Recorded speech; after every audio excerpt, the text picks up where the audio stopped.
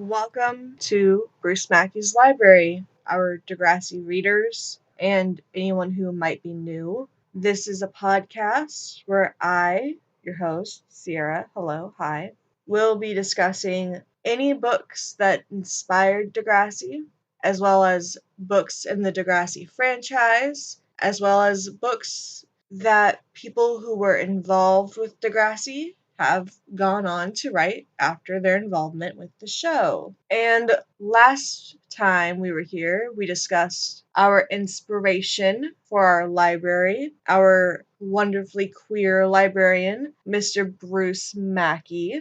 So this time, we'll be discussing the book that he found that inspired our first ever episode and its author, as well as other books that you might not have known about that actually might not have inspired Degrassi, because I don't know. That's a little cliffhanger. I still don't know. But these are all books about our wonderful cat, Ida. And if you'd like to read along, don't forget to check the description down below where I will have ebook kind of versions. These are scanned copies of these books. One that I scanned and one that I found online because I don't have all the money in the world. And sometimes, even if I have a physical copy, I don't have all the time, sadly. So if there's already a scanned copy online, sometimes I'll link that one. But this time, for our first book, I did buy a $5 copy that I scanned myself, and it was signed. So you'll get to see a signature. But I'm getting ahead of myself. And first, we have to talk about our author. Before we even get to Linda finding the book, somebody has to write it. And I was curious about who that was. And so I Googled. I always Google. Our author is K. Charot. That is spelled Chorao. I'm spelling it because I'm not 100% sure of the pronunciation, because I do have a speech impediment. So K. Charot is how I'm saying it. Please don't judge me if that's wrong. Please. I'm just winging it. I looked online and couldn't figure it out. So, Mrs. K, as I'm going to call her, was born named Anne McKay Sprout on January 7th. Now, the year's a little bit sketchy because a lot of sources said 1936, but 3 sources said 1937. So, depending on your source, somewhere in the 1930s, late 1930s. Sorry about that. In Elkhart, Indiana, into a middle-class suburban family. She attended Laurel School in Shaker Heights, Ohio. She went to Wheaton College in 1958 and earned a Bachelor of Arts in Art History. And then in 1959, she pursued her graduate study at Chelsea School of Art. She got married and had 3 sons before moving to New York, and then in 1966 through 1968, she studied book illustration at School of Visual Arts in New York. She published her first book called The Repair of Uncle Toe in 1972 after she illustrated many books. She has been exhibited several times by the American Institute of Graphic Arts and Society of Illustrators. Then she wrote the first book we'll be discussing in 1973, and that book is called A Magic Eye for Ida. Then in 1974, before she wrote our famous Ida Makes a Movie, she wrote Ralph and the Queen's Bathtub. Then in 1991, she wrote a third Ida book, but because that was in 1991, after the Kids of Degrassi Street stopped being produced, I left it as a little cliff note for the end of the episode. I didn't buy a copy. I didn't search it out online. I figured that's not directly linked to Degrassi, and I can prove it because of when it was published and when Ida stopped being a character. So that's just a little cliff note, like a little cliffhanger. You can explore it if you want to, but I did not. And now we'll get into our first book, A Magic Eye for Ida. According to Goodreads, the summary is running away because she feels ordinary and ignored. Ida meets a palmist, that's a palm reader, who helps her find a special talent of her own. This is rated 5 stars by 3 different ratings. It's 46 pages long, and it was first published on January 1st, 1973, by Seabury Press, New York. Kirkus Reviews says, still another cast of stuffed animal characters. In human homes, and clothing is used to jazz up a story of everyday problems. Fatherless Ida is ignored by her artist mother and her movie fan brother. She's jealous of her classmates' 32 dollies, so she runs away. Before returning to her worried and loving mother, she meets a fortune teller who inspires her to rap to prove she's special, and then gives her a magic necklace shaped like an eye. Kirkus Reviews says this was published on March 22nd, 1973, even though Goodreads says it was published January 1st. Kirkus Review issued their review on March 1st, 1973. And now we're getting to the part where I'm going to read my notes that I took while reading the book. So this is the part where you pause it and look at the description down below where you'll see the link of the scanned book. That way I'm not going to spoil it for you. I want you to pause it and read so I don't spoil this plot, because I actually really enjoyed this book. I know it's a kid's book, but I thought it was actually kind of deep. I took 4 pages worth of notes, and this book would have actually helped me a lot as a kid, and I think it would actually make a good Degrassi episode. So I'm just saying, y'all should read this. But also, my copy was signed, and the dust jacket art is different than the hardcover art. So I don't know, check it out. Check it out. It's really fucking cool, man. I read this book before reading Ida Makes a Movie for the first time, starting with my notes. Title page says 1973 by K. Sprout Charo. The first line states that Ida's mom is an artist, and Degrassi matches that. And then the second line says, Ida's father moved away a long time ago, and Degrassi matches that too. I put a little tab on that first page so I can read where it says, Ida lived with her mother, who was an artist. Ida's father had moved away so long ago that the only memory Ida had of him was the funny way he dipped celery in butter. That's just a really weird memory, but that just displays to you that, yeah, Degrassi was right. She had no daddy. Ida's mom doesn't notice her at all, and that doesn't feel like Degrassi episodes. But that's not based on this book, so maybe Ida Makes a Movie is Ida's mom noticing her? Question mark. Fred is obsessed with movie stars and writes them long letters, but doesn't like Ida and wants her to go away. Could be a lot of why Cat Ida makes a movie, but that's very different from Degrassi. On weekends, Fred takes Ida to movies that she's bored by, and he doesn't even notice her boredom. Honestly, I don't know why that surprised me. Older brothers don't notice anything. I know mine doesn't sometimes, but that's fine. Ida has a strict teacher, but on Degrassi, we don't see Ida go to school. After I wrote that, I went back and watched every single episode with Ida, the human character, and we do see Ida go to school, but not often. We don't really see her interact with any teachers, so I guess. Ida feels very jealous of Yolanda for her doll. The doll honestly feels like a tad bit of a baby alive or a Wetsy Betsy. I don't really like dolls. I think this is kind of stupid, but I also kind of get it. And then I noticed a fun typo on page number 13. So I wrote, fun typo on page 13. At first it says house number 762, Slippers Street. But then it says house number 726, Slippers Street. And I'll read that quote a little bit. I never saw 32 dollies all at once, said Ida.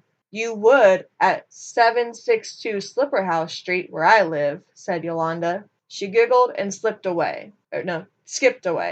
Wow. With some more tippy-tap steps. Ida watched Yolanda and Maud tie a Sunday hanky on the dolly's head. She wished that she could dress Clarence up. That's her little elephant thing. But she knew that an elephant in a bowler hat would look silly in doll clothes. So Ida sat all alone, just hugging Clarence. When Maud saw Clarence, she poked Yolanda, and Yolanda said, "If you need a real dolly, come to 726 Slipperhouse Street." And then they ran off giggling and holding their tummies, I guess, because that's what you do when you laugh.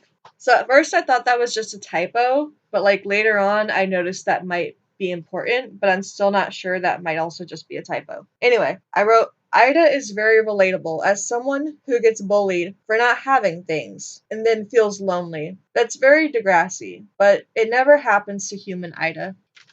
And like for me that is relatable. But yeah, I grew up kind of poor, so I get that. Like there were a lot of things I didn't have that other kids have that I was like, why don't I have that? That would make me cooler. People would want to play with me and talk to me if I had that. So I get where Ida's coming from on that.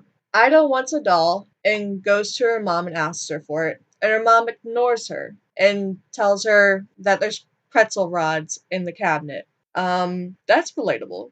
I'm just gonna say it. Like something you tell your mom that goes in one ear and out the other, and then your mom responds with something completely off topic, and you're like, "What the heck? That wasn't what I was talking about." And then your mom's like, "That's what I thought you said," and then you're just like, "Whatever." That happens to me so often, like you know.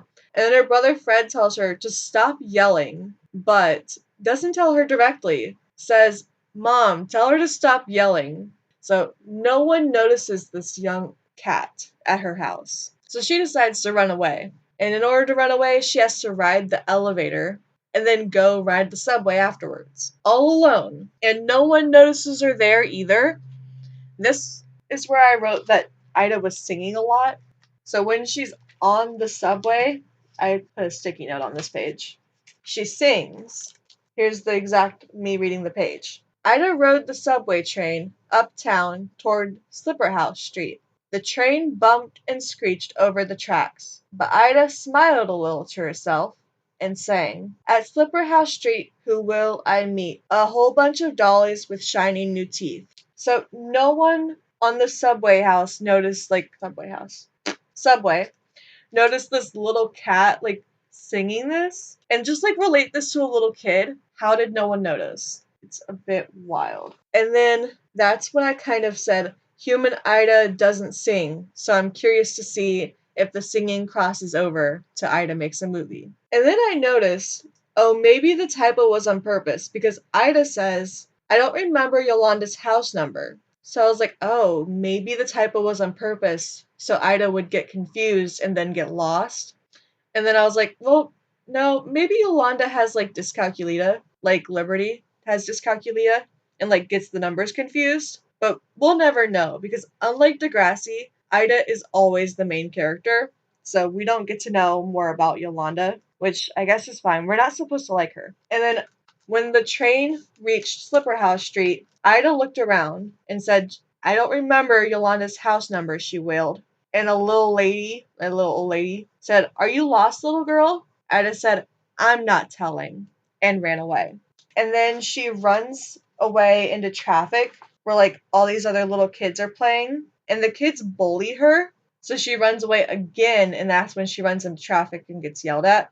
And then when she's finally getting out of the traffic and running onto the sidewalk, she runs over to Madame Julia's fortune teller business store type thing. I don't know what you call those. I want to say business. And then again, when Madame Julia asks if she's lost, she says, "I'm not telling." So she is hesitant to talk to strangers. But like, nobody can help you if you don't tell them if you're lost. And then I kind of thought this was weird, so I took this note. The house, the business, smelled like dried perfume bottles, and Ida's mom collects them in this book, but I said, I don't think that's matching Degrassi. I don't remember dried perfume bottles.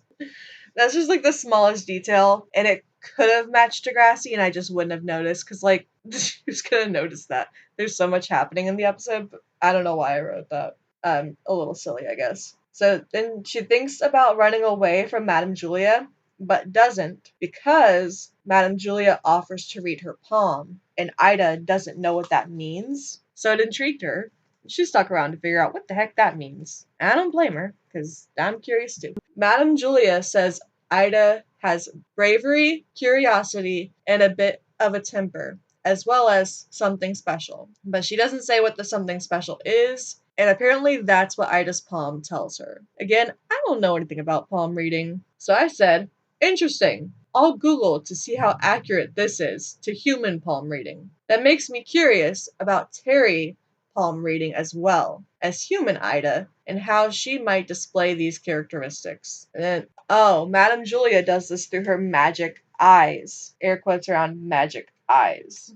So the exact quote is, I see you have bravery and curiosity and maybe a little of a temper. And I see something very special. Ida says, where? I don't see, looking at her own paw. Madame Julia says, Madame Julia has magic eyes. They see many things about you in the little roads and lines in your palm. And then Ida says, well, they're wrong. I'm not special. I'm just Ida. And no one ever pays any attention to me. Not even Fred or Mama. That is why I'm running away to Yolanda's house. Madame Julia says that Yolanda sounds dull, and Ida likes her dolls, not her. And then points out that people want to play with your stuff, but not you. And that happens because Ida says, she's a girl in my class at school. She wears fancy dresses and takes tap lessons and has a dolly wetsy by. So, like, that doesn't describe Yolanda at all, her personality or anything. That's all stuff she gets because her parents have money and stuff.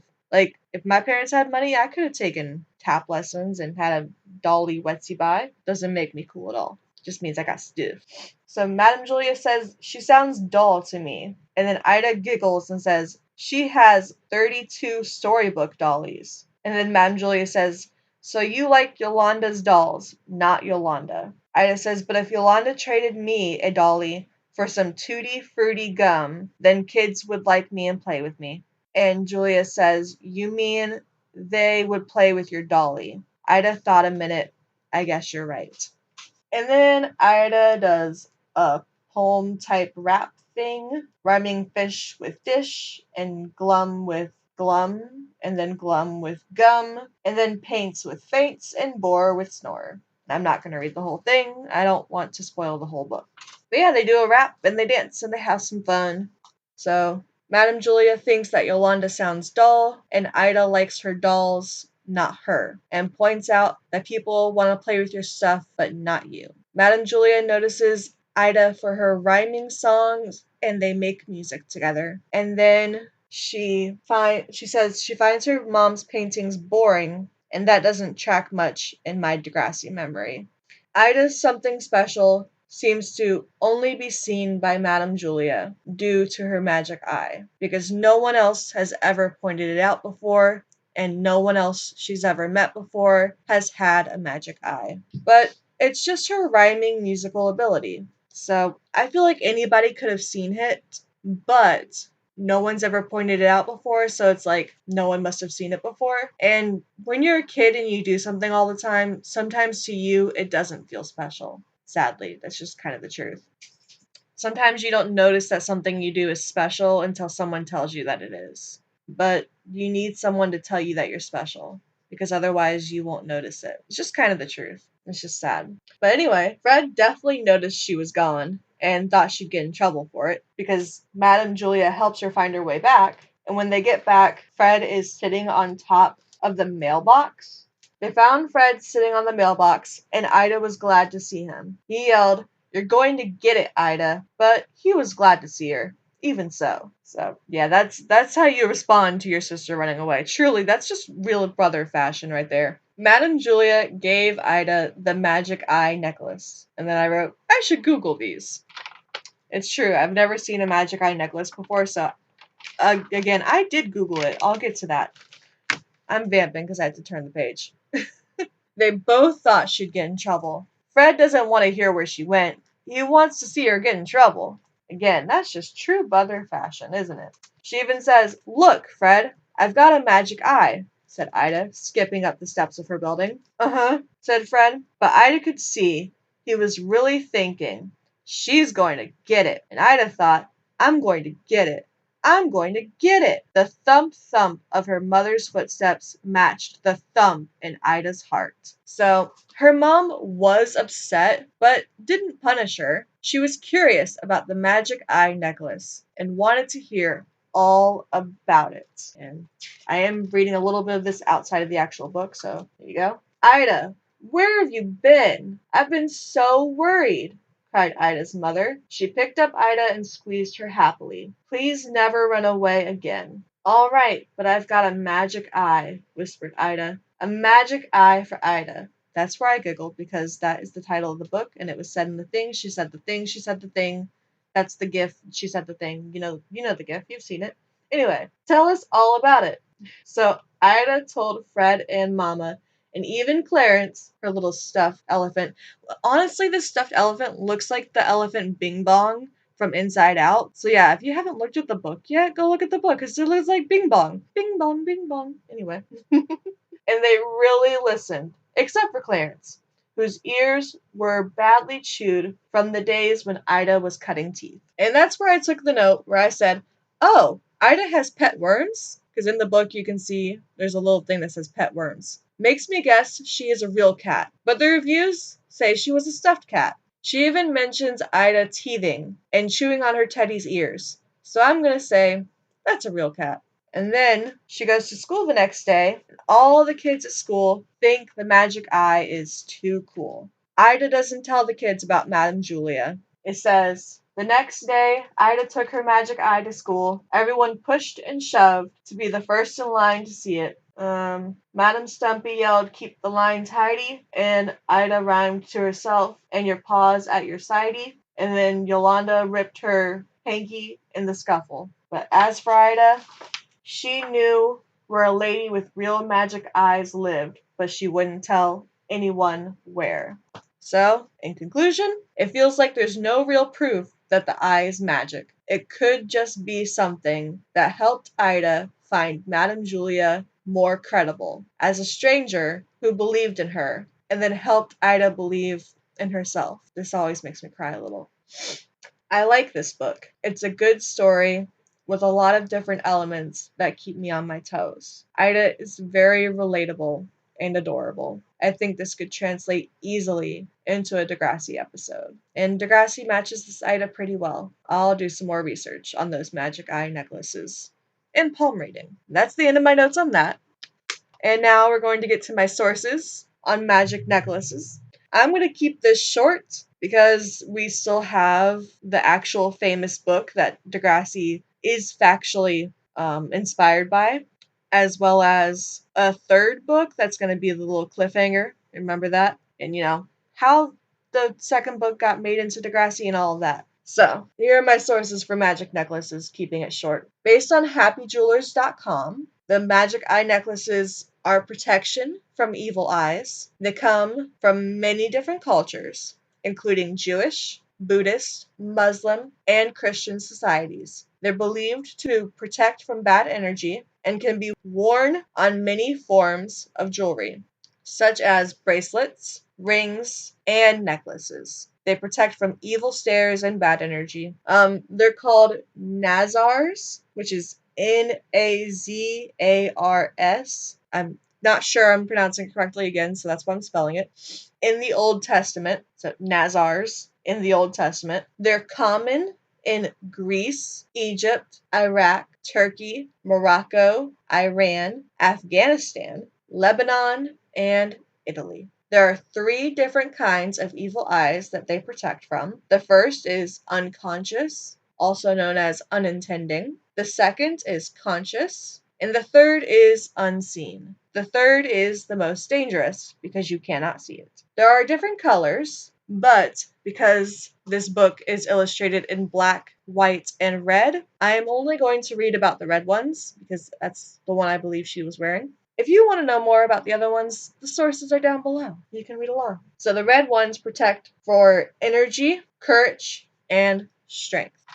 Now again, To me, that did not display that it has anything to do with palm reading, so I did do more research to figure out if it is supposed to help you read palms better. I didn't see any proof of it. I really do feel like this was like a placebo little trinket that, kids are perceptible to believing that a lot of different things are magic. They want to believe in magic. We all want to believe that there's something bigger in this world, bigger than us, that believes in us and helps us, and it's so I believe this was a placebo effect, which Degrassi does do placebo effects very well. To me, believing that this is a placebo effect kind of helps me feel like this was Tristan giving Miles the fake steroids that ended up being vitamins, when he was on the basketball team. It's like that. And then Miles got better at basketball because he believed in himself more. And that's all he needed, was to believe in himself. So it's like that. That's how I see it. But anyway, you can wear several at once, and they date as far back as 3000 BC,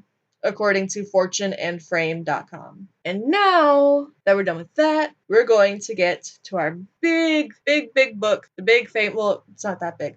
The famous book. It is famous. Ida Makes a Movie. So I'm going to read the Goodreads summary, and then the Kirkus Review summary, and then my notes like I did before, okay?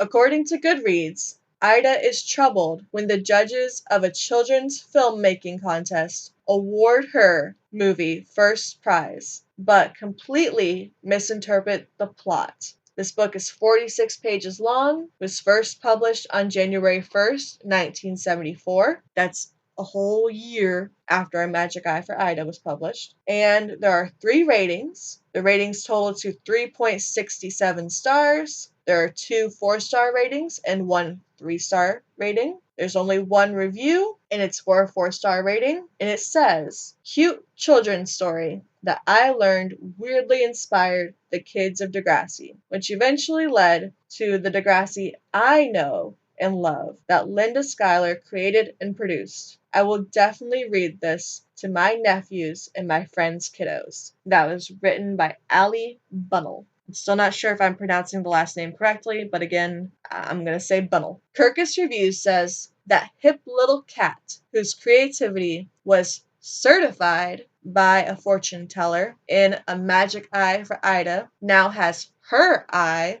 on the National Film Board's contest for kids. And here she is madly shooting a TV-inspired movie starring little Cooley Pickens as a girl who is crazed by the rejection that results when she wears a green dress instead of a white dress to a dance. Ida doesn't win the contest. Oh, yes, she does. The judges just had the film switched. But then the citation lauds her for showing how terrible war is for little children. She has to confess on stage that that's not what she had in mind. Never mind, she's cheered for. Telling the truth, just in case honesty in itself is not reward enough, her film still gets the prize, no matter what it is about, which supports her mother's indifference to whatever a critic might choose to make of things, but doesn't tell kids why the creator of that ridiculous film should claim their attention. Ida is attractively offbeat, but this is oddly off-center as well.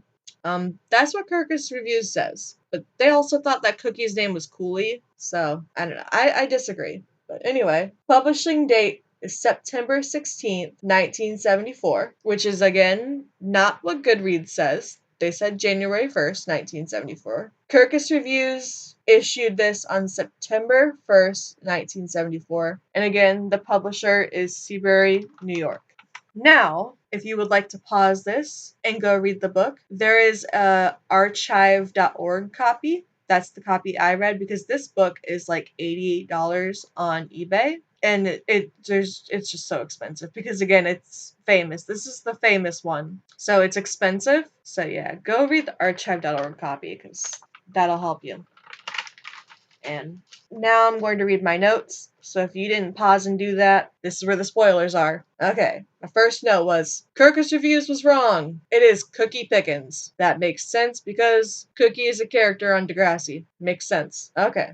And these notes are from the little dust jacket flap on the little dust jacket. So I did write notes on the dust jacket flap before I started reading the book. So here we go. It's like a live reaction. Cookie hit Fred in the stomach, which knocked her off her straw hat. Then Cookie bumped into an angry sanitation man and ran under the spray of a fire hydrant? Oh gosh. The film is just about a girl dancing. While we do see her dollies on the cover, we don't see our beloved elephant, that I suspect looked like Bing Bong from Inside Out, aka Clarence. Oh yay, he's on page 8.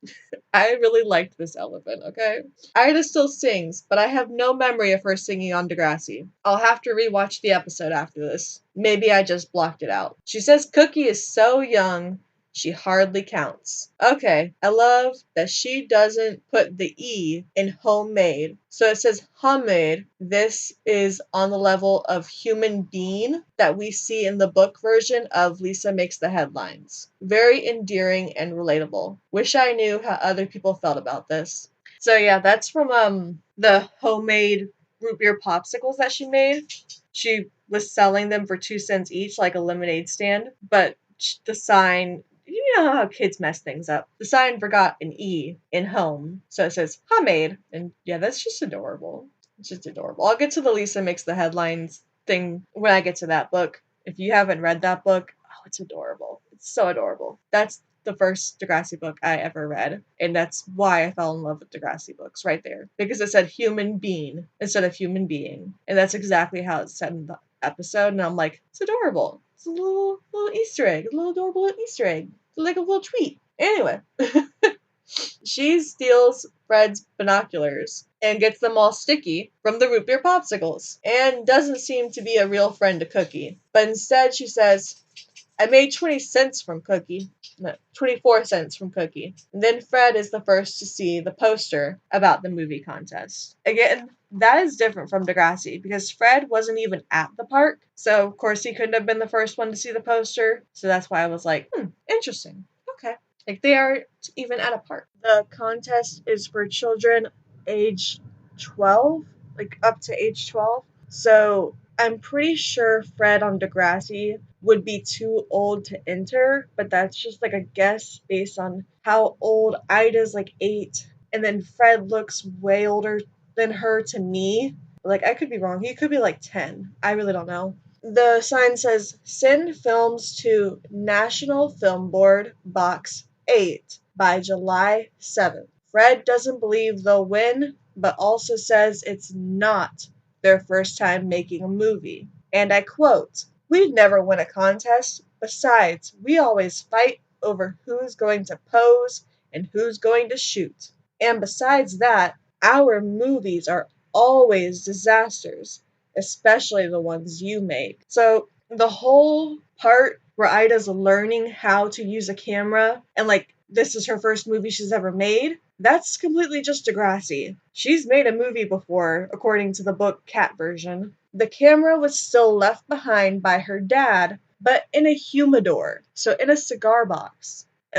Apparently they couldn't put that on kids' TV with real kids. So that makes sense why they changed that. She had seen Fred load the film into the camera and did it the way he does. So Cat Fred has used a camera before in front of Ida and loaded film into it. And that's how Cat Ida knew how to do that part. Even though she had never done that part before by herself. She knew how to. So again, like, we didn't have this whole going to the store, a store clerk showing her the camera being broken, any of that. Which is kind of wild because, like, that's one of the best parts. Like, that's the whole thing, like, teaching people how to make a movie. It's a big lesson part of the episode. I'm just like, why did we need Ida to learn how to make a movie? They could have had Ida just already know how to make a movie. That's what the book had. So I'm just so curious. I'm so curious. It might have been because Linda herself was still learning how to make movies, and Linda was teaching kids how to make a movie as a teacher. It's like, I love this little tidbit.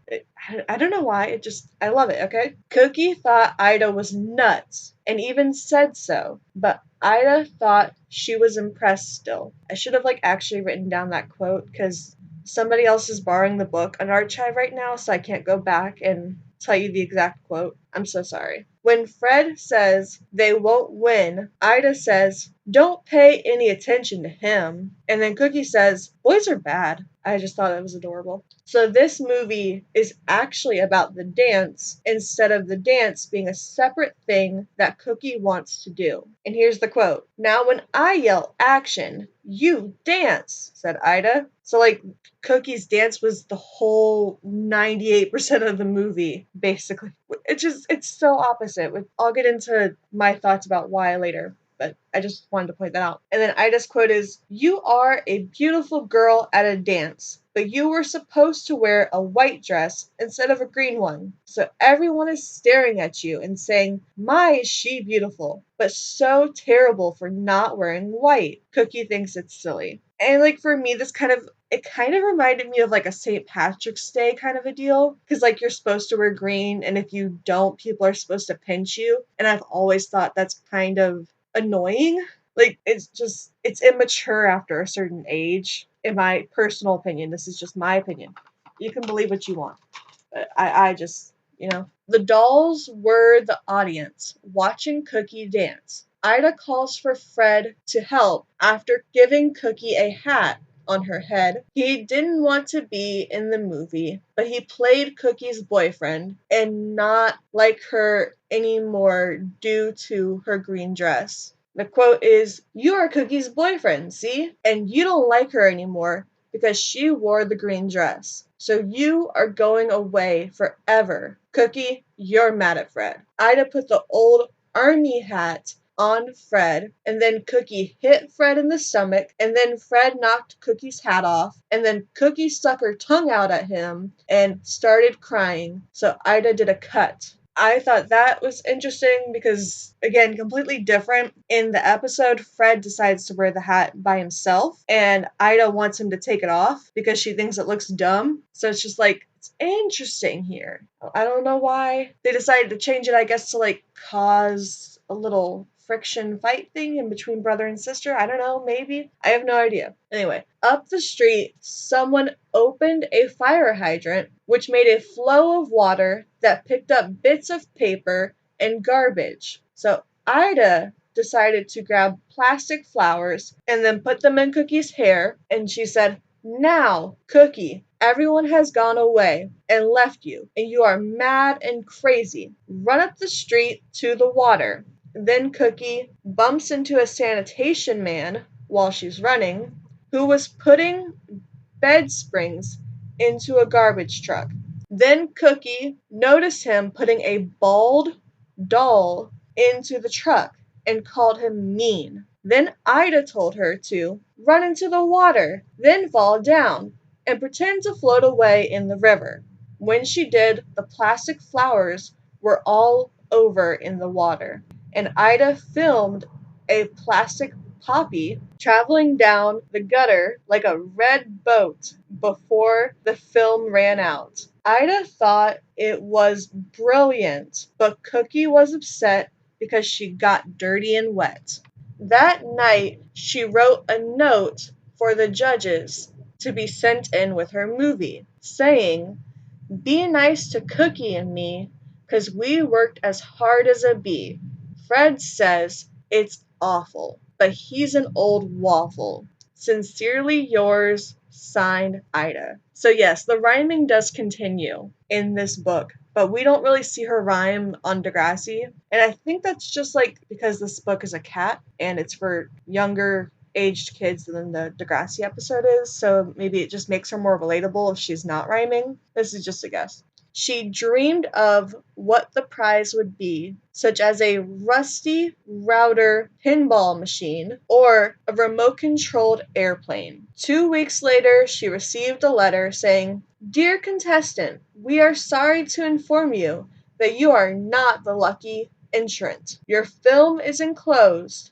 Thank you for entering. Sincerely, Harry Druffle / Chairman." She threw the movie in a drawer and cried. She told her mom, Fred is right. Everything I do is a disaster, especially my movies. Fred felt guilty. Ida's mom encouraged her to learn more about filmmaking by checking out books at the library. Then try again. I loved that little note because, like, that's already what Linda was doing. That is how Linda found this book. So it's like really cute that the book, like, says, go check out books at the library. And Linda's like, yeah, that's how I found this. It's so adorable. I don't know. It's the weirdest things entertain me. Anyway, Ida's mom wants to see the movie. So Fred says, Ida threw it in his underwear drawer. So Ida gets mad, saying, you see, I can't do anything right. I thought I put it in my drawer. They sent Ida the wrong film! Exclamation point.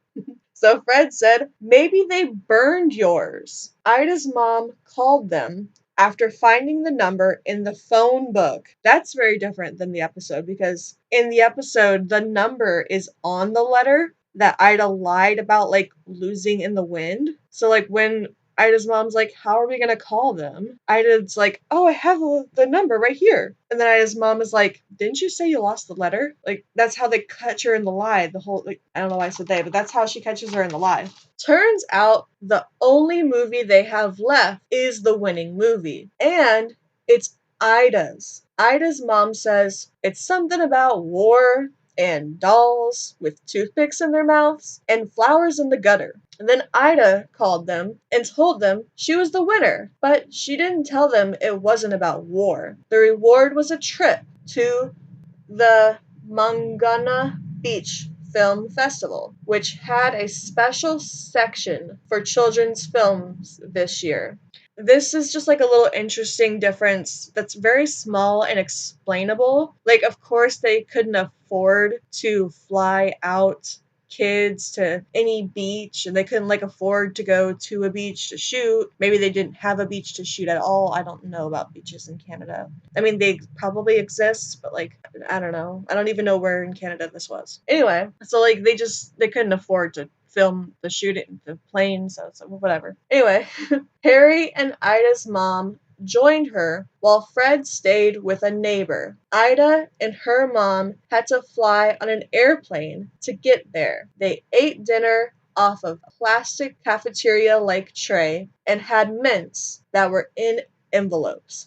And Ida slipped a tiny salt shaker into her pocket. This is where I wrote in parentheses and underlined, that's stealing! Because, I just thought that was hilarious. Like, this whole time, she's lying, and that's supposed to be the main big bad thing, but, like, she's also stealing. She just stole something. Like, I don't know, like, I find the salt shaker would probably be really cute, but I wouldn't steal it. But I would take a picture of it. But, back in the day, you couldn't do that, so I don't know. When Ida tells her mom that the movie isn't about war, her mom already knows. I don't know how her mom knew, but okay. But her mom says, don't worry, dear. Critics always have their own ways of seeing things. And it is best to let them think what they like. After all, I'm an artist. I should know. That's the part where I was like, oh my gosh, I'm so curious. Is this like something that Kay Charo put in the book? Because like critics were saying her art or her books were like about different things. Like they didn't get the point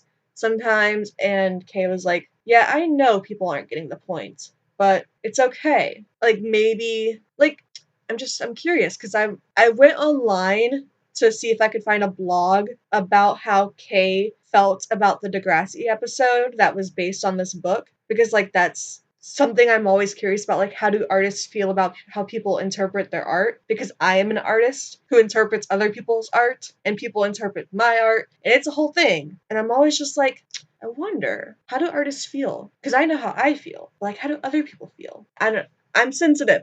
Okay? I don't know. Anyway, I couldn't find the answer. So, there you go. Then they went to a pink hotel with a pool shaped like a bean that overlooked the ocean. Ida thought it was silly, but she wore a bikini and sipped mineral water while watching the waves and trying not to think about crowds throwing rocks and booing at her when she told the truth. I feel like they replaced this scene with when Ida talks to Cookie, and Cookie's like, well, you have to tell the truth. I did a litter dance, not a war dance. And it's like, huh. But like, obviously they couldn't go to a pink hotel, or any hotel probably, with a pool shaped like a bean that overlooked the ocean. Like, that's too much. It's a lot. I can't see that being in a show. Everyone clapped for the movie as it was shown, especially her mom. Then Ida went to accept her trophy, but she whispered, I can't do anything right, into the microphone. And then she says, my movie wasn't supposed to be about war. It was supposed to be about a girl at a dance who wore a green dress instead of a white one. I saw it on TV.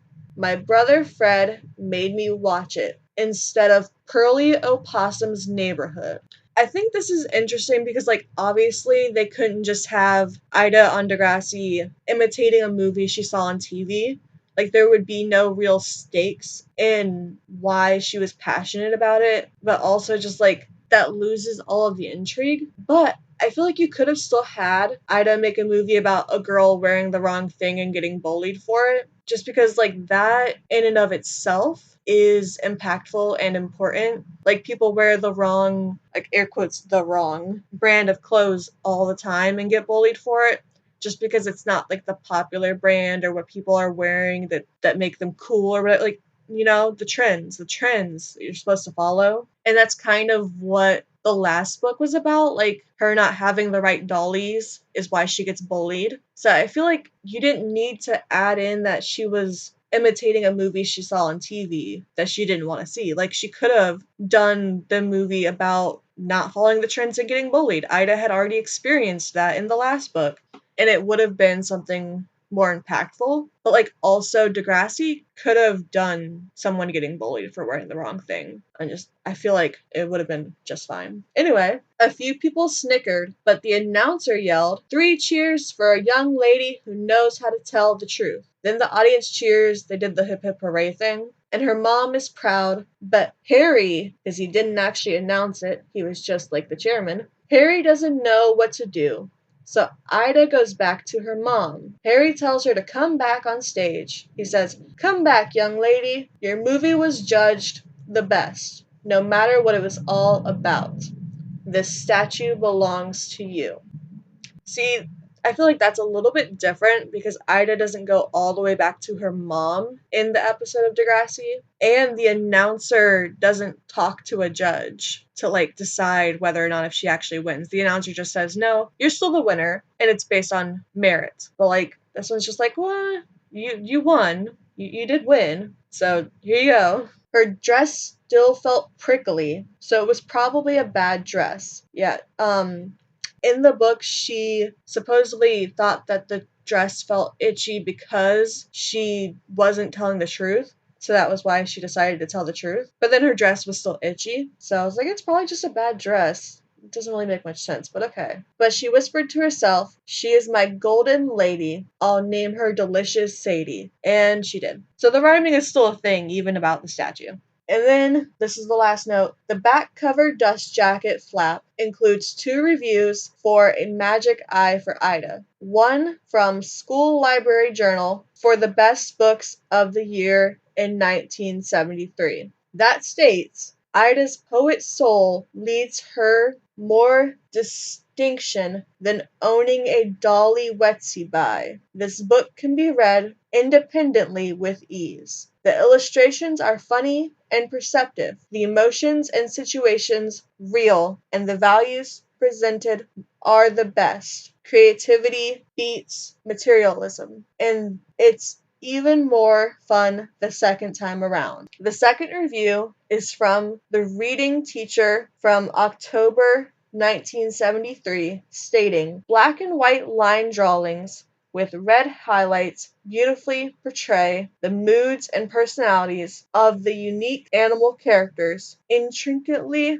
illustrated while telling many side stories to delight young readers. This book should be a favorite for children ages 5 to 8. It makes an excellent read aloud story to be shared by the entire class. So then I went and watched the Degrassi episode, and I took a whole page full of notes. There are 23 differences between the book and Degrassi, and I'm just going to read them all. So these are not really in order. The first one is starts in a park with human kids about litter. Cookie notices the flyer about the contest, not Fred. Camera is in a large trunk instead of a humidor. Camera is broken, so they have to do a yard sale to raise money to fix it. The dance was Cookie's idea, not Ida's. There's no singing. Fred plays baseball and doesn't seem interested in the movie. Fred buys the army hat, and it's his idea to keep it on when Ida wants him to take it off. Ida doesn't know anything about making movies. The cameraman teaches her how to load the film instead of her remembering how Fred does it. They're planting the flowers instead of putting them in Cookie's hair. Fred bumps into Cookie instead of Cookie bumping into him. Fred throws away her dolly instead of her noticing the man already throwing away a different dolly. I guess that's to like load stakes about why Cookie's so upset instead of just being like, you're mean. Like, he's just picking up trash and doing his job in the book. They don't talk to the garbage man. Yeah, she just yells randomly out loud, my dolly, instead of saying, you're mean. So, she's not talking to him. Ida tries to lie about the letter instead of the letter actually saying she doesn't win. This letter is saying, yeah, you won,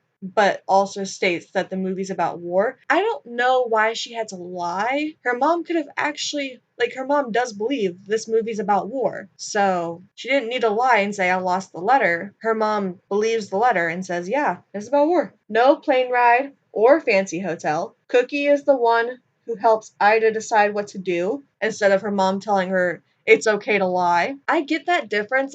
Her mom wouldn't have said it's okay to lie. Her mom even says she would tell someone the truth if they interpreted the art wrong, which I think is a good, interesting switch. And Cookie echoes, you should tell the truth. They're going to interpret my dance wrong. And she's upset about that. I like that. And then there's no broken fire hydrant. I'm guessing that would have been too much work, too much money, a waste of water, so many variables. I see why they changed that. There's only one announcer. And then it's all 23 differences. And then I did this thing where I found a source by accident about why they might have changed from a person wearing the wrong dress to cleaning up litter around your neighborhood. Because again, I found a source by accident. I was finishing up my researching about the differences in between the episode and the book. And then my dog woke up from her nap, so I went to go walk her, and I was listening to a podcast about the kids of Degrassi Street.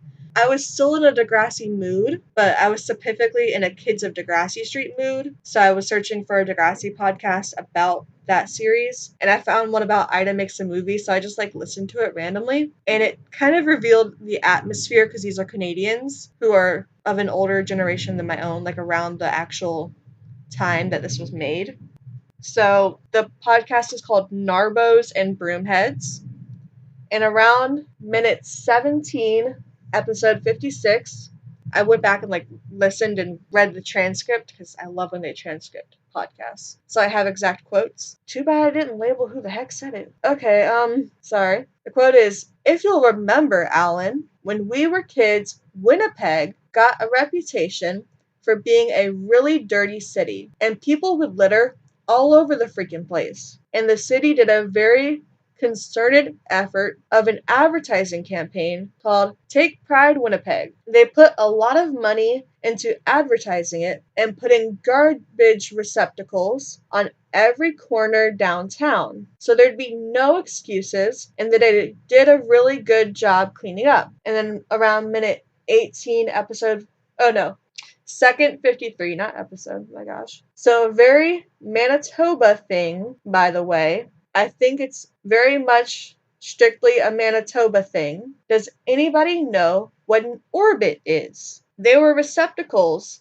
that were designed to try to cut down on litter on the provincial highways because people would throw trash out their windows. They designed these to be a more fun way to get rid of garbage on car trips. and it was actually exciting to see one. And as kids, we would want to stop and take pictures next to them. They would put up signs about them as if they were landmarks. They would say, put your trash into orbit, and they looked like these Sputnik. They'd count down to the orbit, like with signs that said 5 kilometers to the orbit, but there wouldn't be anything next to it, like no gas stations or stores, just a random orbit. So that made me like really curious. So when I got back inside after that walk with my dog, I tried to Google litter Canada 1980s, and instead I got a band called Litter from Canada. So I had to actually like specifically Google Take Pride Winnipeg. So from that, I got to their website, and it said on May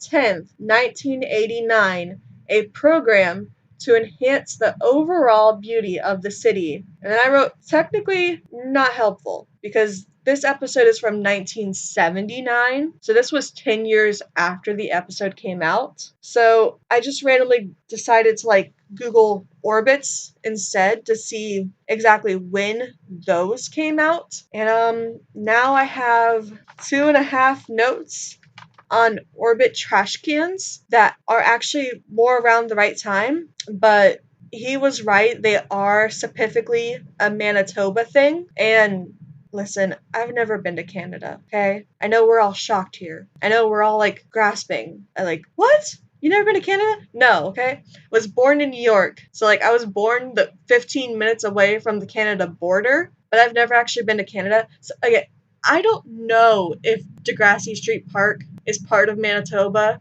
I Googled it and I looked and I didn't understand what the heck I was looking at, so I still don't know. I tried to find out, but I no idea. So this is what was happening in Manitoba around the time. But I really just found this interesting, okay? These are really cool to me. This is a new hyperfixation of mine. But also, like, I feel like it can tell you the atmosphere of Canada at the time that this was going on. So I'm finding it interesting, and I'm hoping like maybe it's related. Hopefully it's related just because I think it's cool. Hopefully you'll just find this really cool, okay?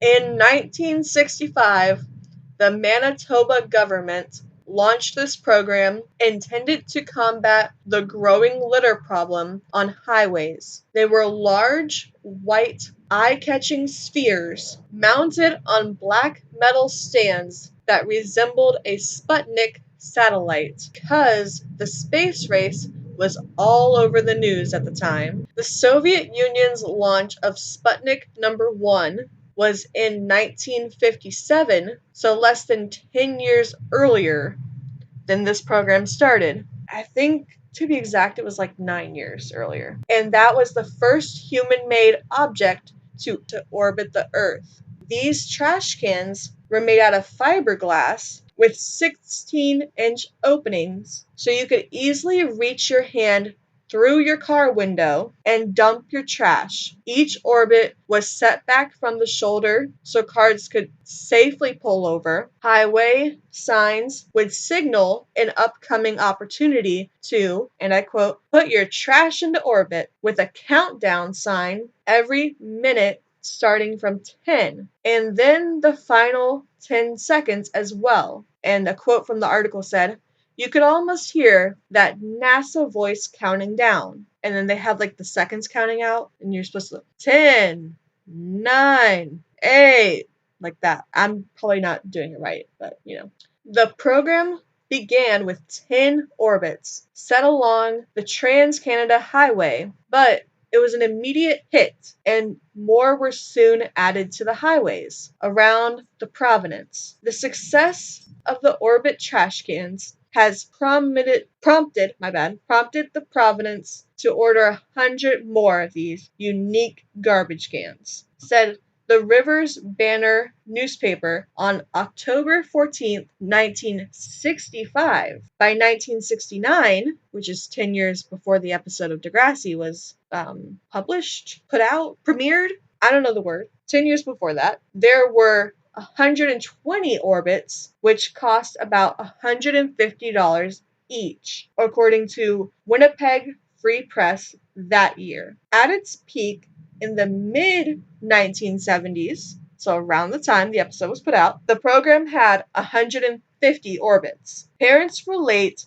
how children developed new games from the idea of the project, such as counting down the signs and like a car bingo game of every time you passed a sign. It was like Punch Buggy, but without punching and signs, not cars. One dad reported to the Steinbeck Herlin on August 31st, 1967, and I quote, "How could I dare chuck litter from my car with my 3 boys giving the countdown whenever we approach an orbit trash can?" Launch pads were also set up next to the orbit, dispensing free plastic bags for people to take and load up until they needed to pull off again. Peter Boychuk, which is Boychuk, so Boychuk, I guess, a traffic sign technician with the Highways Department, was the man who designed the orbits, and they were constructed by Duraplex Products Limited of Winnipeg. The Minister of Highways at the time had offered up a few ideas for a roadside trash can, but none appealed to Boychuk, who recalled in a 2015 interview with CBC that one proposal was a fish with its mouth open. So you would put the trash into the fish's mouth. I can see why that one wouldn't appeal, because then it would be like you polluting the waters, which is an actual real problem nowadays with like microplastics and microplastics being in like fish food, like fishes that we eat that we turn into food. Fish food is you know what I'm saying? This article even has a newspaper ad from the Birdie Eye Witness, which is a newspaper, in July 1969, which was actually around the time that my mom was born. Just a little fun tidbit there. That the article is what I link to in the description down below, so you can read this whole thing. There's even a documentary called "Where Have All the Orbits Gone?" by James Ruick, which is Rewucki. So I pronounced that Ruick. I actually went and watched the documentary on YouTube after I read this whole article, because there was a link to the documentary in the article where like you could watch it on the article and on your little phone or device or whatever you're reading the article on. It's only 15 minutes long. It's pretty decent, but like I apparently really love details, so I wanted it to be longer and I wanted every little tidbit I could find about these things. So there's even more information. Here we go. Boychuk says he dingled around. These are his exact words. This is a quote. Dingled around and came up with this sphere. Initially, it was called the litter sphere, which honestly it still kind of works for me, because like it's still kind of space themed, because atmosphere, litter sphere. I think that's fun. Anyway, they even contracted for smaller ones for downtown streets. I love this. Called Little Orbit Annies, like Little Orphan Annie.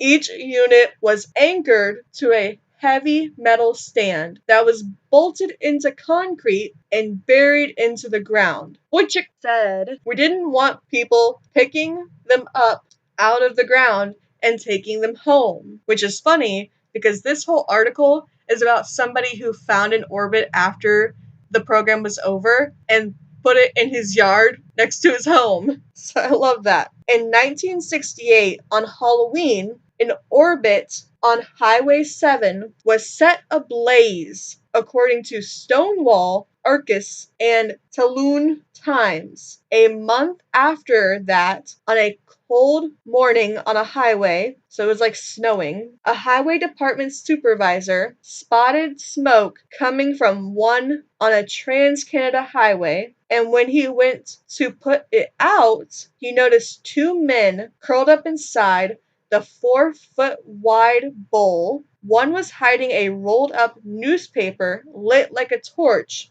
to keep warm. According to Steinbeck Herlin, which is a newspaper in Canada, Others tested them by shooting at them during drive-bys, and even one person tried a stick of dynamite, according to Free Press. In December 1969, Wojcik said in a 2015 interview, it got out of hand as people were using them as an alternative to the landfill. They were stuffed with oversized bags of household garbage and the occasional animal carcass, and even bags of sewage. People even began to leave old furniture and mattresses next to them.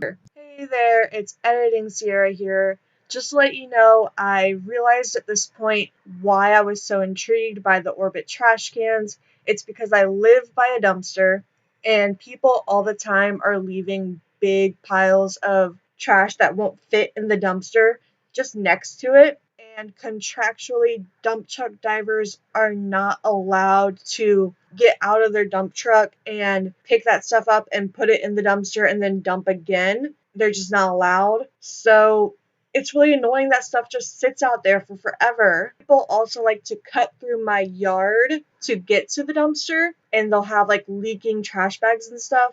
So it's really gross. Don't do it. Please be courteous of the world around you. Keep it clean. April actually has Earth Day in it, so I'm keeping this in the episode. It fits very well. Originally went on a way longer rant about a basketball hoop that's outside the dumpster that y'all don't care about. So this is shorter, and I love y'all. Love each other and the earth, and enjoy. Back to recording me. By the late 1980s, only 50 were left. So this is after the Degrassi episode came out. Only 50 were left because the cost to replace the damaged ones had grown to $900 per unit. So they lost 100 orbits because they couldn't afford whatever 900 times 100 is. Like $1,900, I think. I'm not great at math, but actually, no, it might be like $90,000, which is way more than what I just said. I'm really bad at math. I'm so sorry. Anyway, a big number, a large amount of money. After about 30 years, the Orbits program began to end. It completely ended in June 1997, which is 2 years after I was born, and less than 30 years after the Degrassi episode. An artist grabbed as many as he could and turned them into ladybugs and other things, according to urban legend. I don't know why there's a legend about that, but I find it interesting. His wife's uncle, that's the guy that the article is about, named James Rurik, created a short documentary in 2013 called Where Have All the Orbits Gone? I already stated that earlier, but I didn't add which year or how it was related to the article. He spent weeks searching until he located the last orbits that he could find in a highways department storage yard in Brandon, Canada, and now it's owned by Tulloch. Tulloch.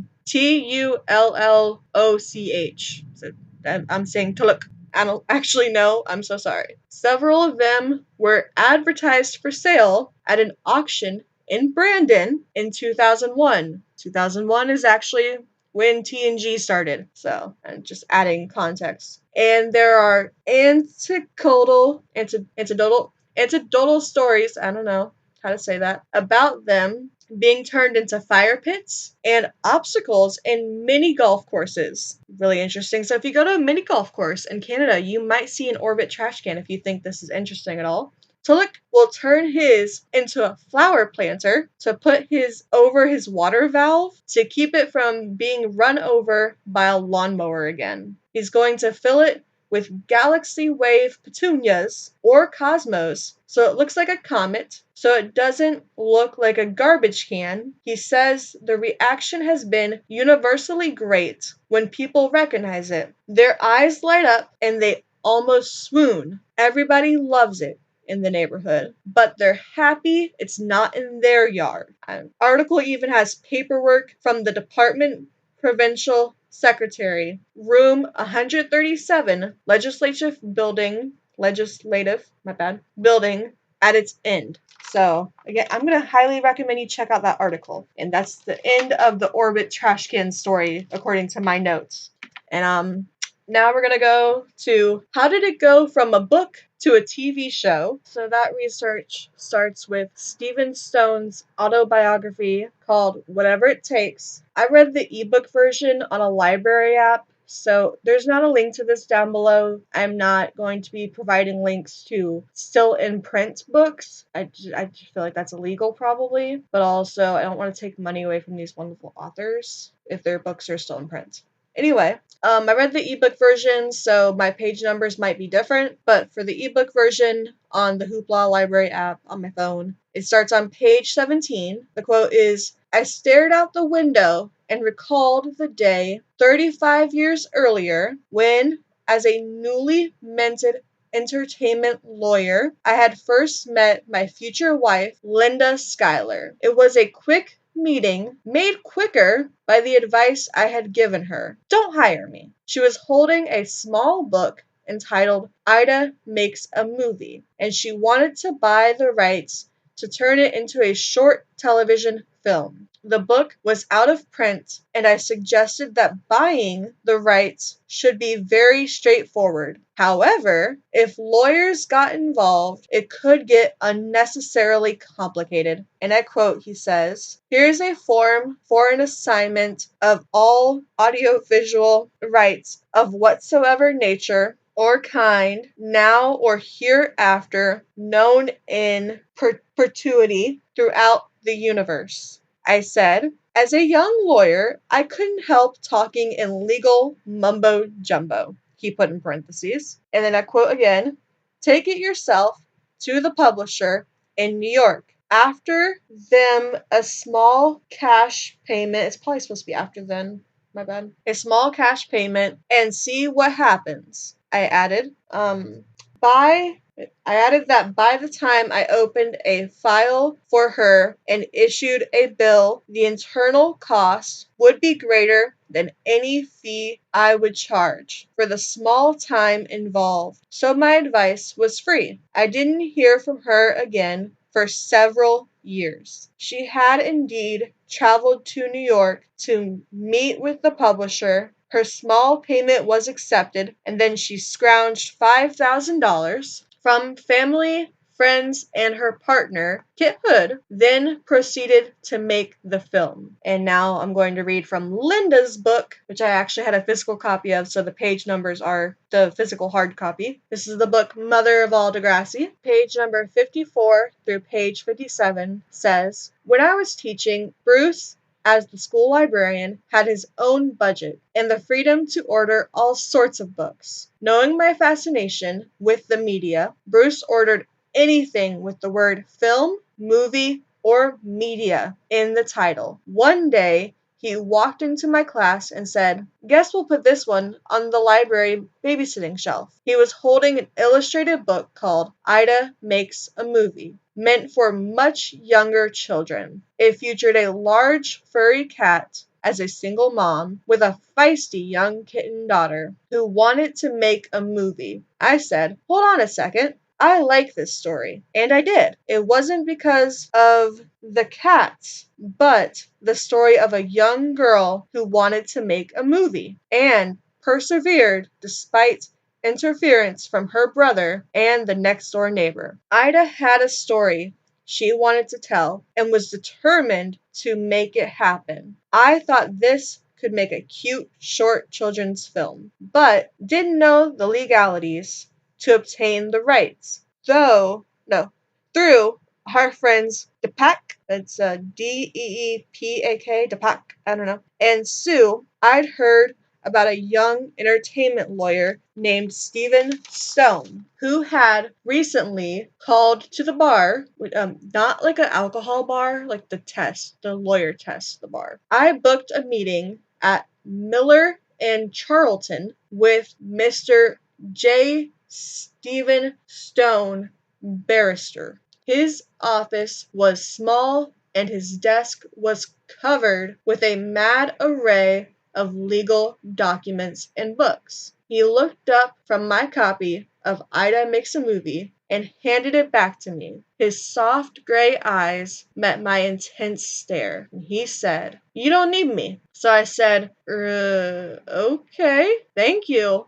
I guess. He said, "You can do this on your own. I can suggest a purchase price and give you a boilerplate pro forma, pro forma. You can negotiate your own price and it'll be cheaper than hiring me." And I asked, "And what do I owe you for this advice?" He said, "Nothing," but he playfully smiled with "But I hope you'll remember me." Following his advice, I took a trip to New York in my summer holidays to negotiate the book rights. I flew in and out on the same day. I met a charming young Kay Charo at the Four Seasons Hotel. Kay was both the writer and illustrator of the book, as well as her own dealmaker. I was excited when I booked the plane home, knowing I had successfully acquired my first rights deal, and for exactly the purchase price that Stephen had suggested. As the characters were cats in the book,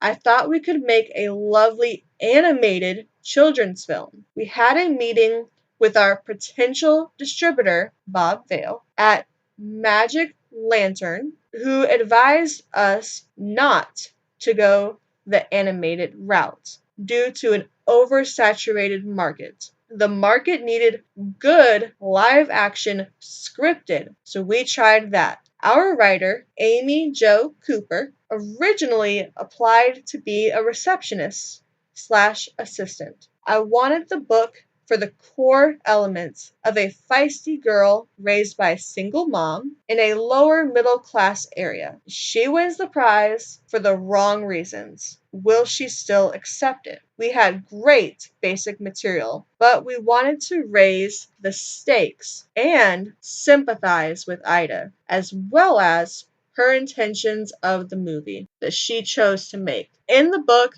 it's a slapstick thing, mostly about her dolls. So we thought a passion piece about the importance of looking after your neighborhood, keeping your streets clean. She gets her neighborhood friend and her brother to help. They're a little difficult to manage, but in the end, she's happy with their movie, and she enters. She's confused when the judges don't get the message, and congratulate the war aspect. With the motivation clear and the cats gone, they got to work making casting signs, and then doing casting and filming. And of course, I promised you a third Ida book because there is one. So I'm going to give you light notes on that. But again, I didn't get deep into it because it's after Degrassi was done with the character Ida. So according to Goodreads, Ida and Betty and the Secret Eggs is about Ida and Betty's close friendship. So Ida and Betty's close friendship is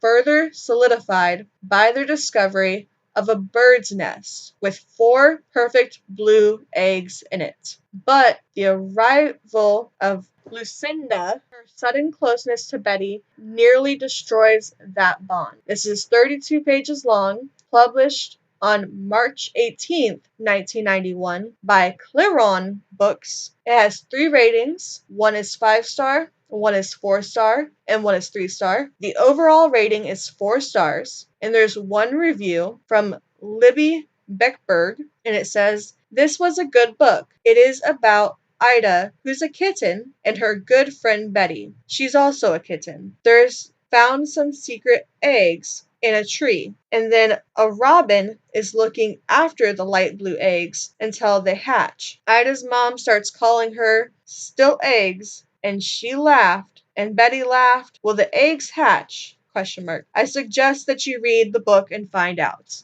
And honestly, this book kind of makes me think more of like Irene Moves In, because like a new friend, randomly like a new kitten moves in to the kind of friendship of Betty and Ida and pulls them apart. And I'm like, oh, that's kind of like Irene. Irene moves in and pulls Ida and Cookie apart. So I don't know, maybe Degrassi inspired Kay Charo. Maybe it was like a flip. I don't really know. I have no idea, but that's a fun speculation that I had. And I'm going to leave you with this small cliffhanger of questions I still have after this episode that I'm hoping maybe the documentary might answer, maybe not. If they do, I'll come back and like answer these, but for now, this is just the cliffhanger that I'm still on. The first one is, How does Kay Charo feel about the episode her book inspired? I looked on like Degrassi.tv Wayback Machine version for a week straight, just trying to figure out if like there's like a blog or something, anything that I could like gauge. I looked like for a way to contact Kay Charo because I was so curious.